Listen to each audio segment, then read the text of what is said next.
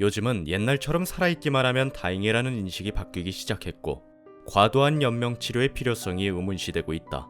기계를 몸에 달고 억지로 사는 것보다 인간으로서 자연스럽게 죽는 것을 원하는 가정이 늘고 있는 것이다. 미국이나 스위스, 호주 등 몇몇 선진국에서는 안락사도 합법으로 인정받았다. 그런 가운데 바로 이 안락사 방법을 만들어낸 인물이 있다. 내 이름은 베이터 카르네. 호주에서 의사로 일하고 있다. 안녕하세요. 어디가 불편해서 오셨어요? 의 상태가 안 좋은 것 같아요. 난 의사로서 오랫동안 의료 현장에 종사해왔는데 그러면서 한 가지 계속 의문이었던 것이 있다. 그것은 연명지상주의라고 불러 마땅할 현재의 치료 방법이다. 분명 우리들이 하는 일은 병이나 부상으로부터 인간의 목숨을 지키는 것이 목적이다. 하지만 살아있는 생물에겐 누구나 정해진 수명이 있다. 환자에게 고통을 주고 온몸의 기능을 기계에 의존시키면서까지 억지로 살리는 것이 정말로 의료라고 할 수 있을까? 내가 의사를 목표로 하는 계기가 된 일본 만화에서 주인공 의사는 이렇게 말했다. 생명체가 죽고 사는 걸 인간이 멋대로 조정하려고 하다니 너무 주제넘다고 생각하지 않나? 라고 말이다. 풋내기 시절에는 동기나 선배에게 연명치료의 필요성에 대해 의문을 제기하기도 했다. 있잖아, 연명장치라는 거 좀 이상하지 않아? 뭔 소리 하는 거야? 그럼 환자를 죽일 거야? 하지만 그 당시에는 목숨은 일단 살리고 보는 것이었다. 이런 능어리를 마음에 품은 채 의사가 된 나는 안락사에 관해 연구하기 시작했다. 현존하는 안락사 방법은 고통이 따르는군. 더 손쉽고 편안한 방법을 찾아야 해. 뭐 연구해봤자 현행법을 위반하는 게 되겠지만 그런 나는 다른 의사들 눈에는 이단으로 보였을 거다. 어느 순간부터 나에게 사신박사라는 별명이 붙었다. 사신이라 오히려 난 영광이야. 사신이 하는 일이 수명이 다한 자를 안식처로 인도하는 것이니까.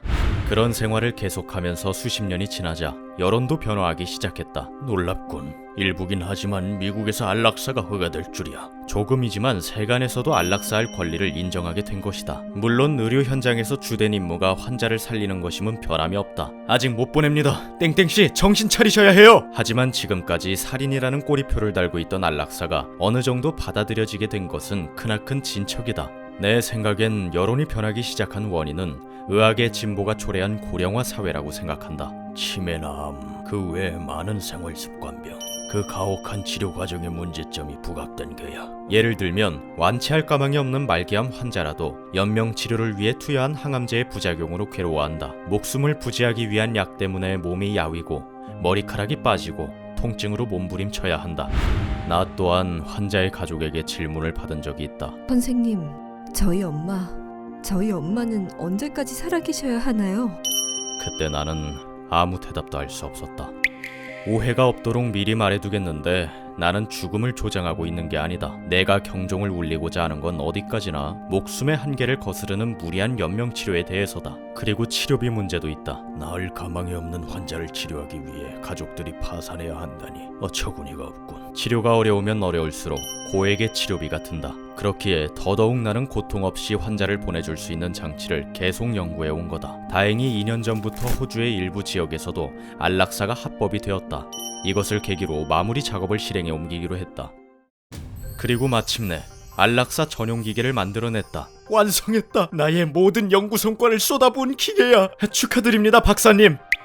안락사를 원하는 사람이 이 관안에 들어가 작동 버튼을 누르면 액체 질소가 기계 안을 채워 1분도 안 가 의식을 잃게 된다. 그리고 몇 분 뒤에는 편안한 죽음이 찾아온다. 버튼만 누르면 괴롭지 않게 안락사할 수 있다. 체험 장치를 통해 확인했는데 의식을 잃을 때까지 고통은 거의 느끼지 않았어. 비행기 안의 감압 상태보다 고통이 적어. 그거 다행이네요. 편안하게 죽게 하는 게 이 녀석의 핵심이니까요.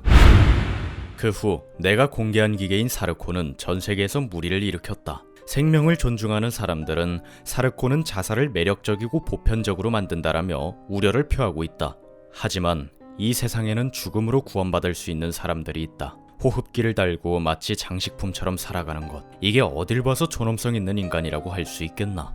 인간에게 살 권리가 있다면 그와 동시에 죽을 권리도 분명히 있을 것이다. 나는 그것이 올바르게 시행될 그날이 올 거라 믿고 앞으로도 더 나은 죽음을 위해 계속 연구할 것이다.